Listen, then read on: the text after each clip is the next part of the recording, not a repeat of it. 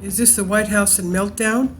Democrats consider the nuclear option to get rid of Vice President Kamala Harris, according to Western Journal Mike Landry. What to do with Kamala Harris, with President Joe Biden age 79, pushing 82 by the time of the next presidential election in 2024, and already of questionable acuity. There's growing consensus that he will not be running again. In a normal world, the mantle would be assumed by Vice President Kamala Harris, but with dismal poll numbers and no apparent knack of her job, the buzz in Washington is that she has to go. Now, there's been talk of a nuclear option, quote unquote, which is defined as getting rid of Kamala Harris by putting her on the US Supreme Court, according to the UK's Telegraph. Such a move is reported to admittedly be improbable, but reflects desperation on the part of Biden administration, wrestling with not only its own low poll numbers, but with those of Harris, which are even lower than his. So it raises a question: how did Harris get to be vice president to begin with, especially when her presidential run in 2020 was so poor that she had to make an exit early from the campaign? And we know the answer, according to Tucker Carlson. The only reason, in my opinion, is she became vice president because she checks all the boxes. So it's got to be at least a person of color, hopefully a person of color who was female. So Biden checked all the boxes. It's proven itself to be basically utterly incompetent, he said. She has even accused Joe Biden of being racist. She's not unwilling to put the race card in order to defend herself. That has offended a lot of people, he said. Now, given the usual powerlessness of the office of vice president, there's normally not much demanded of the occupant, but this here changes because of the fact of President Biden's age, I guess. Now, however, in recent years, presidents have called upon their political understudies to assume more critical roles.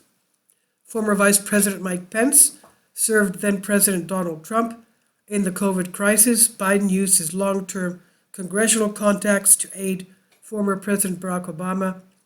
Former VP Dick Cheney played a major foreign policy role in the administration of George Bush, and so on. And Harris got charged with an impossible task, representing the Biden administration on the southern border, especially given the administration's tacit refusal to protect it.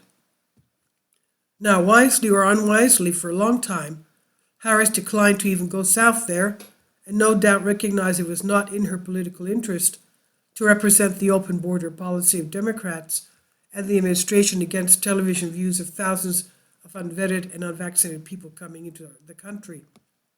And it fostered a perception of incompetence, and coupled with an unconvincing on-camera personality, it dropped Harris's poll numbers to 28% approval, according to USA Today in early November. That does not help Biden, struggling with his own 41.8% approval rating, according to Real Clear Politics.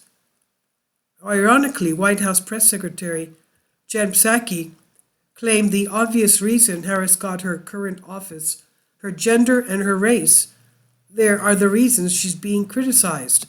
Kindly support my Patreon account.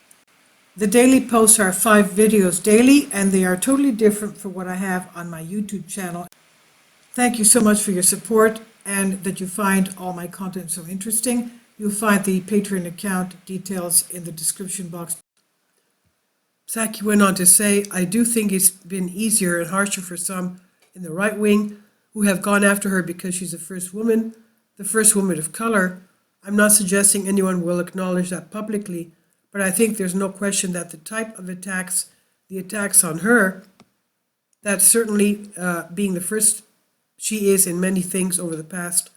Part of that, Psaki said in mid-November. Yet even leftist CNN use the word dysfunction, and quote unquote, in describing the vice president.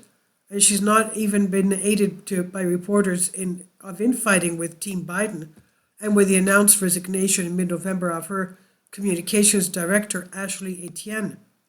So what to do with Kamala Harris? It's unlikely that she would resign unless she could be convinced that she would have no chance of winning election to the presidency in 2024. Perhaps a cushy ambassadorship could lure her to step aside, but in the long run that would be dependent upon Democrat re-election to the presidency in 3 years. Difficult to imagine without a vibrant new candidate or election on steroids.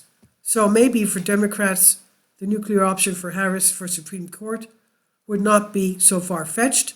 She could replace Justice Stephen Breyer, who at the age of 83 is the oldest member on the court. So far he's resisted Democrat urgings to retire, while Democrats have some advantage in the Senate.